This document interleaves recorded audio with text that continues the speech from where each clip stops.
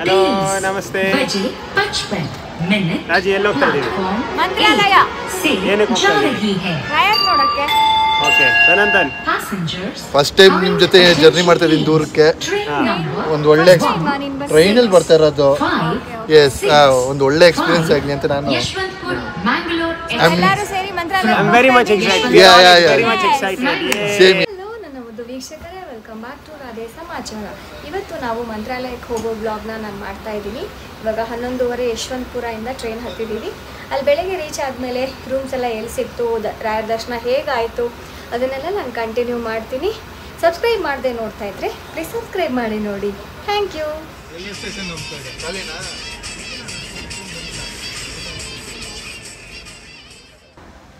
ಇದು Mantralaya railway station. ಆಚೆ ಕಡೆಯಿಂದ ಹೀಗೆ ಕಾಣುತ್ತೆ. ನೀವು ಆಚೆ ಬಂದ ತಕ್ಷಣ ನಿಮಗೆ ಈ ರೀತಿ ಆಟೋಗಳೆಲ್ಲ ಸಿಗುತ್ತೆ. ಆಟೋನ ನೀವು ಬುಕ್ ಮಾಡಿಕೊಂಡು ಮಂತ್ರಾಲಯಕ್ಕೆ ಹೋಗ್ಬೋದು. ಸ್ವಲ್ಪ ಆಟೋ ದುಡ್ಡನ್ನ ನೀವು ಮಾತಾಡಿಕೊಂಡು ಹೋಗಬೇಕು.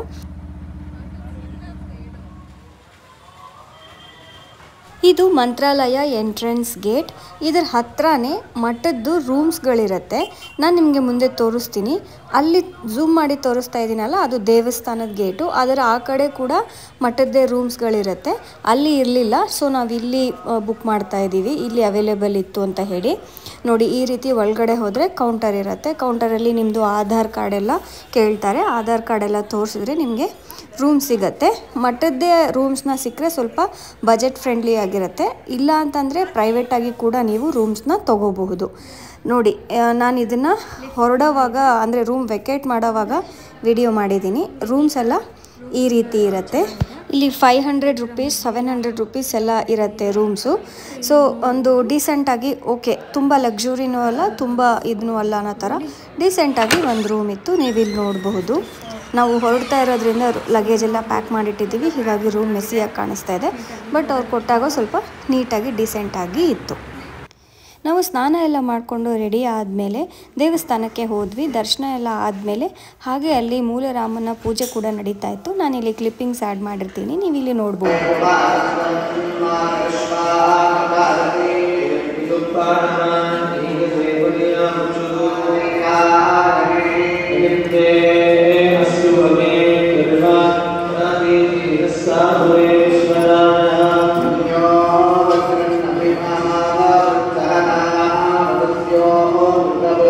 ಗುರುಗಳ ದರ್ಶನ ಎಲ್ಲ ತುಂಬ ಆರಾಮಾಗಿ ಆಯಿತು. ಏನೂ ರಶ್ ಇರಲಿಲ್ಲ.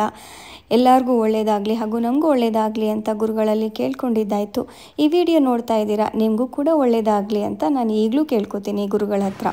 ಅದಾದಮೇಲೆ ನಾವು ಊಟಕ್ಕೆ ಹೋಗಿದ್ವಿ. ಊಟ ಕೂಡ ತುಂಬ ಚೆನ್ನಾಗಿತ್ತು, ಹಯಗ್ರೀವ ಎಲ್ಲ ಇತ್ತು. ಅದಾದಮೇಲೆ ನಾವು ಮಧ್ಯಾಹ್ನ ಸ್ವಲ್ಪ ಪ್ಲೇಸಸ್ ನೋಡೋಣ ಅಂತ ಹೇಳಿ ಈ ರೀತಿ ಒಂದು ಆಟೋ ಬುಕ್ ಮಾಡಿಕೊಂಡು ಹೊರಟ್ವಿ. ಅಲ್ಲಿಂದ 5 ದೇವಸ್ಥಾನ ತೋರಿಸ್ತೀವಿ ಅಂತ ಹೇಳಿದರು. ಈ ರೀತಿ ಆಟೋದಲ್ಲಿ ನಮ್ಮನ್ನು ಕರ್ಕೊಂಡು ಹೋಗಿದ್ದರು. ಅಲ್ಲಿ 5 ದೇವಸ್ಥಾನಗಳನ್ನು ಅವರು ತೋರಿಸಿದ್ರು. ಯಾವ್ಯಾವ ದೇವಸ್ಥಾನಗಳನ್ನು ತೋರಿಸಿದ್ರು ಅಂತ ಹೇಳಿ ನಾನಿಲ್ಲಿ ಫೋಟೋಸ್ ಅಥವಾ ವೀಡಿಯೋಸ್ಗಳನ್ನ ಹಾಕಿರ್ತೀನಿ. ಇದು ಮೊದಲನೇ ದೇವಸ್ಥಾನ, ಅಲ್ಲೇ ಹತ್ತಿರದಲ್ಲೇ ಇದೆ. ಅಭಯಾಂಜನೇಯ ದೇವಸ್ಥಾನ ಅಂತ ಹೇಳಿ ನೀವಿಲ್ಲಿ ನೋಡ್ಬೋದು. ಎಷ್ಟು ಒಂದು ದೊಡ್ಡ ಆಂಜನೇಯ ವಿಗ್ರಹ ಇದೆ, ತುಂಬ ಚೆನ್ನಾಗಿದೆ.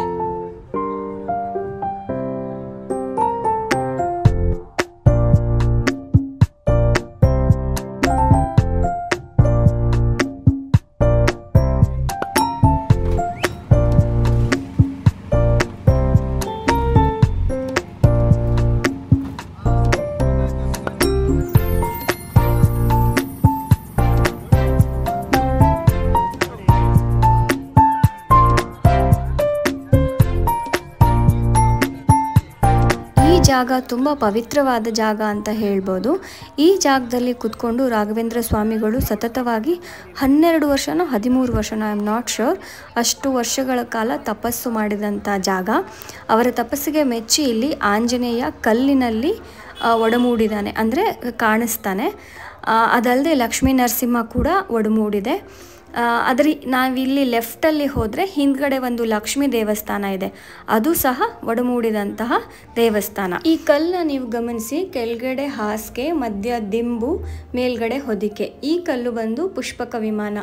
ಈ ಕಲ್ಲುಗಳು ಅಲ್ಲಿ ಇದೆ, ಅದು ತುಂಬ ಚೆನ್ನಾಗಿದೆ. ಅದ್ರ ಮೇಲೆ ಬರೆದಿದ್ದಾರೆ, ಇದು ಹಾಸಿಗೆ ಥರ ಇದೆ, ಇನ್ನೊಂದು ಪುಷ್ಪಕ ವಿಮಾನ ಥರ ಇದೆ. ಅದು ಮೊದಲಿನಿಂದ ಇರುವಂಥ ಕಲ್ಲುಗಳು. ಈಗ ನಾವು ಹೋಗ್ತಾ ಇರೋದು ಲಕ್ಷ್ಮೀ ದೇವಸ್ಥಾನ. ಈ ದೇವಸ್ಥಾನ ಕೂಡ ತಪಸ್ಸಿಗೆ ಒಲದು ಕಲ್ಲಿನಲ್ಲಿ ಒಡಮೂಡಿರುವಂಥ ದೇವಸ್ಥಾನ. ಒಳಗಡೆ ಪರ್ಮಿಷನ್ ಕೊಟ್ಟರೆ ನಾನು ನಿಮಗೆ ಒಳಗಡೆ ತೋರಿಸ್ತೀನಿ. ಇಲ್ಲಾಂದರೆ ನೀವಿಲ್ಲಿ ನೋಡ್ಬೋದು ಹೇಗೆ ಬಂಡೆಗಳ ಮಧ್ಯದಲ್ಲಿ ಕಲ್ಲಲ್ಲಿ ಮೂಡಿದೆ ದೇವಸ್ಥಾನ ಅಂತ ಹೇಳಿ ನಿಮಗೆ ಗೊತ್ತಾಗುತ್ತೆ. ಮಹಾಲಕ್ಷ್ಮೀ ದೇವಿ ಉತ್ಸವಮೂರ್ತಿ ಯಾರು ಕೆತ್ತನೆ ಮಾಡಿದಾರ ತಾನೆಗೆ ಬಂದಿರುವಂತ ಮಹಾಲಕ್ಷ್ಮೀ ದೇವಿ, ಶಂಕು ಚಕ್ರ ಗಜದಿಂದ ರಾಯರಿಗೆ ದರ್ಶನ ಕೊಟ್ಟಿರುವಂತ ಮಹಾಲಕ್ಷ್ಮೀ ದೇವಿ.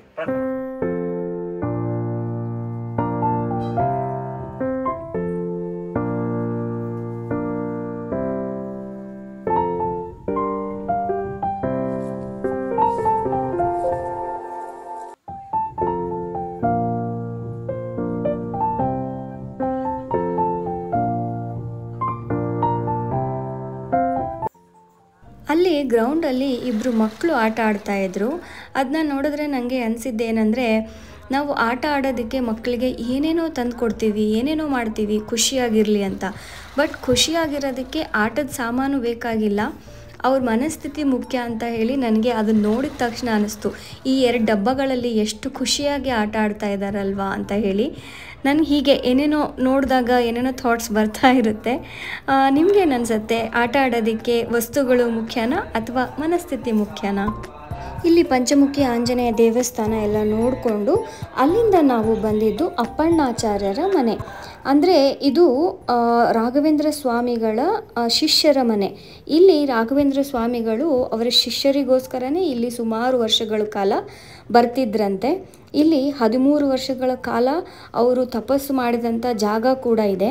ಆ ಜಾಗದಲ್ಲಿ ಇವಾಗ ತೋರಿಸ್ತಾ ಇರೋದು ರಾಘವೇಂದ್ರ ಸ್ವಾಮಿಗಳು ಕೂರ್ತಾ ಇದ್ದಂಥ ಜಾಗ, ಮಲಗ್ತಾ ಇದ್ದಂಥ ಜಾಗ.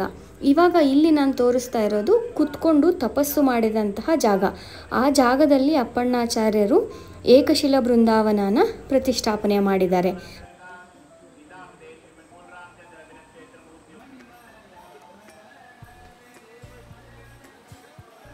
ಇಲ್ಲಿ ನಿಮಗೆ ಕಾಣಿಸ್ತಾ ಇಲ್ಲ, ಕತ್ಲಿದೆ. ಇದೇ ನದಿ ಹರಿತಾ ಇರೋದು. ನದಿಯ ಪಕ್ಕದಲ್ಲೇ ಈ ರೀತಿ ನಾವು ಇಲ್ಲಿ ನಿಂತ್ಕೊಂಡಿರೋದು. ನೀವು ಇಲ್ಲಿ ನೋಡ್ಬೋದು, ಡಿಫ್ರೆನ್ಸ್ ಗೊತ್ತಾಗ್ತಾ ಇದೆ. ಅಷ್ಟು ಪಕ್ಕದಲ್ಲೇ ನದಿ ಹರಿತಾ ಇದೆ. ಇಲ್ಲೇ ಏಕಶಿಲ ಬೃಂದಾವನ ಇದೆ. ಅಲ್ಲಿ ರಾಘವೇಂದ್ರ ಸ್ವಾಮಿಗಳು ಸತತವಾಗಿ 13 ವರ್ಷಗಳ ಕಾಲ ತಪಸ್ ಮಾಡಿದರು ಅಂತ ಹೇಳಿ ಹೇಳ್ತಾರೆ. ನಾವು ಇದನ್ನೆಲ್ಲ ನೋಡ್ಕೊಂಡು ಬರೋ ಅಷ್ಟೊತ್ತಿಗೆ 7:30, 8 o'clock ಆಗಿಬಿಟ್ಟಿತ್ತು. ಅಲ್ಲಿಂದ ಬಂದು ಬೇಗ ಬೇಗ ಊಟ ಮುಗಿಸ್ಕೊಂಡು 10 o'clock ಅಷ್ಟೊತ್ತಿಗೆ ಹೊರಟ್ವಿ. ರೈಲ್ವೆ ಸ್ಟೇಷನ್ಗೆ 11:15 ಟ್ರೈನ್ ಇತ್ತು ನಮಗೆ. ಸೊ 11:15 ಅಷ್ಟೊತ್ತಿಗೆ ರೀಚ್ ಆದ್ವಿ. ಸೊ ಹೀಗಿತ್ತು ನಮ್ಮ ಮಂತ್ರಾಲಯ ಟ್ರಿಪ್. ಎಲ್ಲರಿಗೂ ಒಳ್ಳೆಯದಾಗಲಿ, ರಾಘವೇಂದ್ರ ಸ್ವಾಮಿಗಳ ಆಶೀರ್ವಾದ ಎಲ್ಲರಿಗೂ ಸಿಗಲಿ ಅಂತ ಕೇಳ್ತಾ ನಾನು ಈ ವ್ಲಾಗ್ನ ಮುಗಿಸ್ತಾ ಇದ್ದೀನಿ. ಸಬ್ಸ್ಕ್ರೈಬ್ ಮಾಡದೆ ನೋಡ್ತಾ ಇದ್ದರೆ ಸಬ್ಸ್ಕ್ರೈಬ್ ಮಾಡಿ.